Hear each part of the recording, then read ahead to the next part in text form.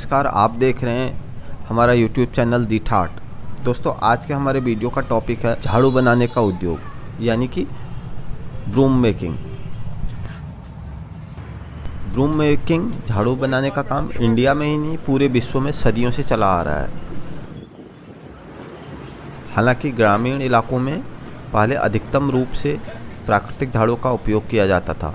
प्राकृतिक झाड़ू से मेरा मतलब है कि किसी घास या पेड़ के पत्तों को एकत्रित करके उसे वैसे ही उपयोग में लाने से, जबकि मनुष्य द्वारा बनाई गई झाड़ू से आशय है ब्रूम ग्रास का या अन्य कोई घास पेड़ पौधों के पत्ते लाकर उसको एकत्रित करके उसके पीछे प्लास्टिक या धातु का हैंडल लगाकर या किसी अन्य मटेरियल की सहायता से प्रोफेशनल लुक देने का। दोस्तों, भारत में वैसे तो लोगों द्वारा विभिन्न प्रकार की घास एवं पेड़ पत्तों का उपयोग करके अपने व्यक्तिगत यूज़ के लिए विभिन्न प्रकार की झाड़ू बनाई जाती है, लेकिन व्यावसायिक तौर पर हमें बाज़ार में 3 प्रकार की झाड़ू मिलती है: फूल झाड़ू, शीक वाली झाड़ू और पेड़ के पत्तों से निर्मित झाड़ू, जिसे हम हार्ड ब्रूम और सॉफ्ट ब्रूम 2 भागों में विभाजित कर सकते हैं। तो दोस्तों, आज मैं आपको बताने जा रहा हूँ झाड़ू बनाने का बिजनेस।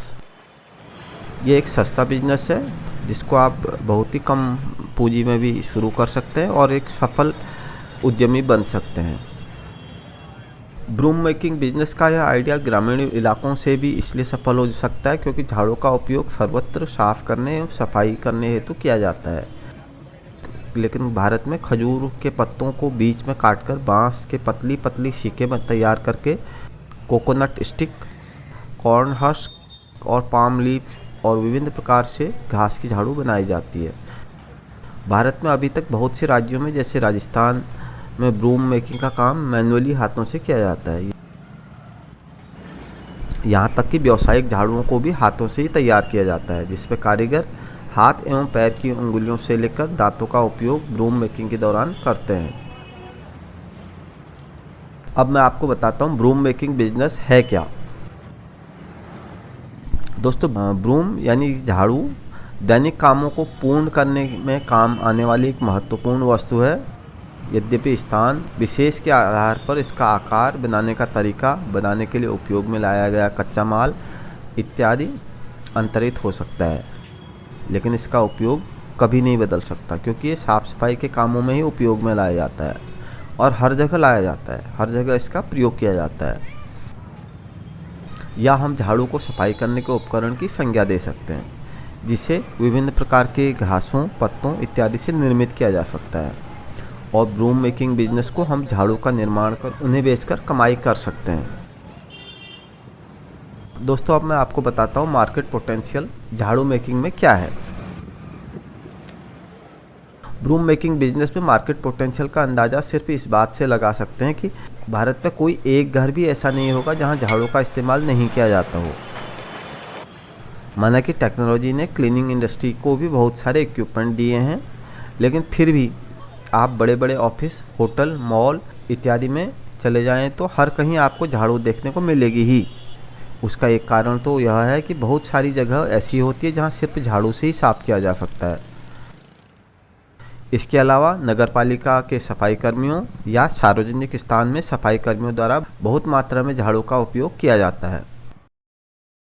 एक आंकड़े के मुताबिक भारत में प्रति परिवार झाड़ू की खपत प्रतिवर्ष 4 झाड़ू है, जो कि अन्य देशों के मुकाबले बहुत कम है। दोस्तों, अनुमान लगाया जा रहा है कि आने वाले समय में भारत में प्रति व्यक्ति झाड़ू की खपत बढ़ेगी। घरों में प्रायः छोटे हैंडल वाली झाड़ू उपयोग में लाई जाती है, वही व्यावसायिक एवं सार्वजनिक स्थानों जैसे शिक्षण संस्थान, हॉस्पिटल, नगर निगम में बड़ी हैंडल वाली झाड़ू उपयोग में लाई जाती है।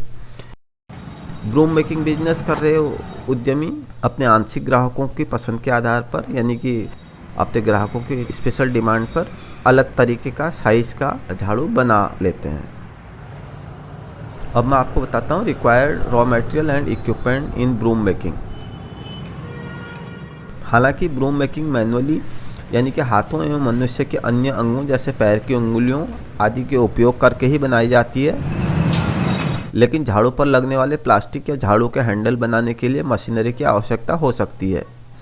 वैसे बिजनेसमैन चाहे तो मेटल कटर की मदद से भी हैंडल बना सकता है या फिर प्लास्टिक का हैंडल मार्केट से ख़रीद सकता है।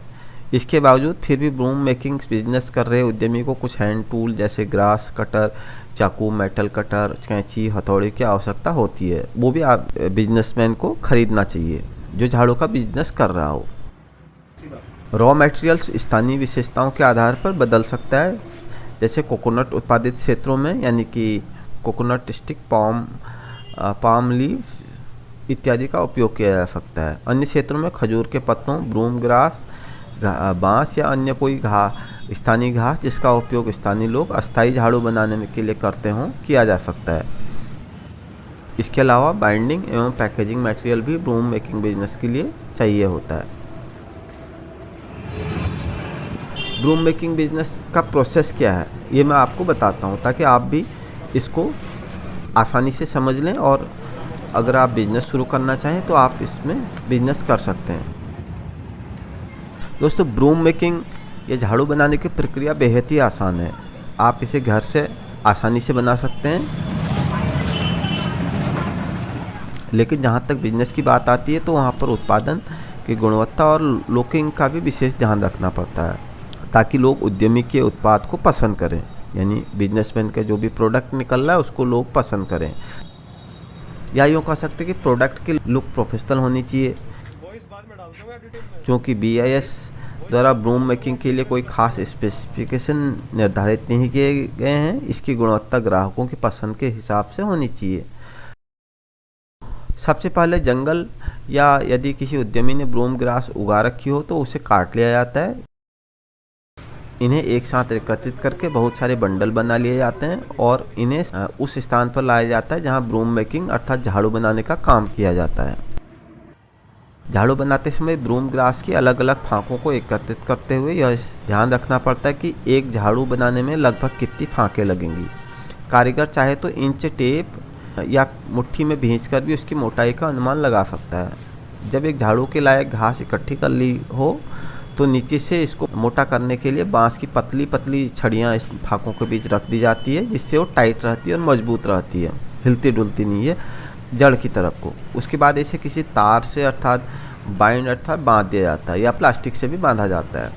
उसके बाद थोड़ा नीचे और थोड़ा सिरे को काट लिया जाता है ताकि झाड़ू दिखने में अट्रैक्टिव लगे और पसंद आए। ब्रूम मेकिंग के प्रोसेस में अंतिम स्टेप इसको हैंडल से सुशोभित करना होता है, अर्थात झाड़ू को प्लास्टिक मेटल हैंडल में डाल दिया जाता है, प्लास्टिक के या मेटल हैंडल में डाल दिया जाता है। अगर बिजनेसमैन चाहे तो किसी रंग बिरंगी टेप का इस्तेमाल भी हैंडल के तौर पर कर सकता है ताकि वो देखने में अट्रैक्टिव लगे। और उसके अलावा दोस्तों, जैसे आप अगर व्यक्तिगत तौर पर अगर आप झाड़ू बनाने का काम कर रहे हैं तो लगभग 1 लाख से अगर आप शुरू करते हैं तो उस 1 लाख के माल में जो कच्चा माल होता है घास में, उसमें लगभग एवरेज 50,000 झाड़ू बनते हैं। कोई भी आदमी अपना छोटा बिजनेस करना चाहे तो उसका 1 लाख रुपये से बिजनेस स्टार्ट हो जाएगा। अच्छा, कम से कम। ठीक है। बाकी बड़ा आप कितना भी कर सकते हो, फिर बड़े के लिए आपको दिल्ली से बड़ा हो जाएगा और क्या कहते हैं आपका आसाम से डायरेक्ट गाड़ी भी आ जाएगी आपके पास।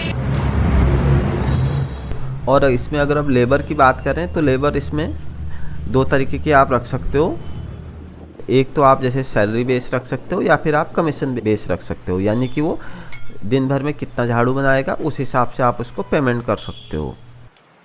जैसे 5 रुपया पर झाड़ू दे सकते हो आप, 10 रुपया पर झाड़ू दे सकते हो, 15 रुपया पर झाड़ू दे सकते हो, तो आप उस हिसाब से भी उसको पेमेंट कर सकते हो। मजदूर रख सकते हो। अगर आप छोटा बिजनेस कर रहे हैं तो 1 मजदूर काफ़ी होता है। अगर हम दिल्ली में ये बिज़नेस कर रहे हैं तो दिल्ली में नांगलोई में आपको उसका रॉ मटेरियल मिल जाएगा, कच्चा माल। अगर आप बड़े लेवल पर कर रहे हैं, ज़्यादा आप माल मंगा रहे हैं, तो ये आसाम साइड से बहुत सारा माल मिलता है। एक यहाँ से नीलोठी गांव पड़ता है नांगलोई के पास, वहाँ से हम शुरुआत में माल लाए थोड़ा, फिर धीरे धीरे करते करते डायरेक्ट माल हम आसाम से मिलाए। अच्छा, आसाम से बड़ी गाड़ी आती है, 2 मटेरियल होता है से आता है, कच्चा मटेरियल जो भी होता है। अच्छा, उसके बाद उसको सदर से आइटम मिलती है, प्लास्टिक वगैरह, ये चीज़ सदर से मिलता है, प्लास्टिक आइटम वगैरह। तो दोस्तों, मुझे उम्मीद है कि आज आपने हमारे वीडियो पूरा सुना होगा, पूरा देखा होगा और आपको ये वीडियो अच्छा लगा होगा। तो दोस्तों उससे पहले वीडियो ख़त्म होने से पहले आप हमारे चैनल को लाइक कीजिए, हमारी वीडियो को लाइक कीजिए, इसमें कमेंट कीजिए कि आप किस तरह के वीडियो देखना चाहते हैं।